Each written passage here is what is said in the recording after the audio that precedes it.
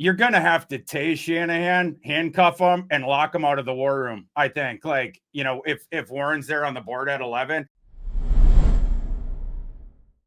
How crazy would it be if the Niners picked Ty Warren at 11? Well, on the one hand, crazy. But then on the other hand, it's the all-time toy for Shanahan. I mean, my God, that guy was built in a lab for Shanahan.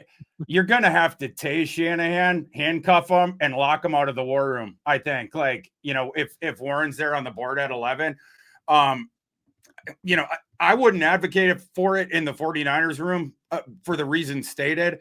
But again, that dude is Shanahan's wet dream, right? Like you get all the receiving stuff. I mean, he loves the versatility with players and having sort of the Swiss Army knives. And Warren's a guy who has a couple of the skill sets of some of those Swiss Army knives shoved into one dude, right? Like you have Kittle elements, you have Deebo as a tight end element with the amount of the manufactured touch work that he does, which is different for a tight end. Like it evokes Brock Bowers from the last class, but Brock Bowers was 3 inches shorter and 30 pounds or whatever lighter than Warren.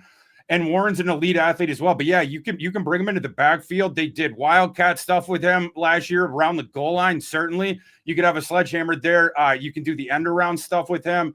You could do trick play stuff with him. My favorite play from last year was when he was the shotgun center against USC, and everyone lined up to his right. So he reported as an eligible receiver as the snapping center, and then just ran a post route right after he snapped it, and they tossed it up and he mossed someone in the end zone. You can just do all these different things. So like it's Shanahan's wet dream. So like, again, on that side, it doesn't surprise you at all. But on the other side of like from the John Lynch perspective, that's where I would be surprised. Yes, I would agree. Lynch wants to build his team from the defensive line out. It's really their philosophy.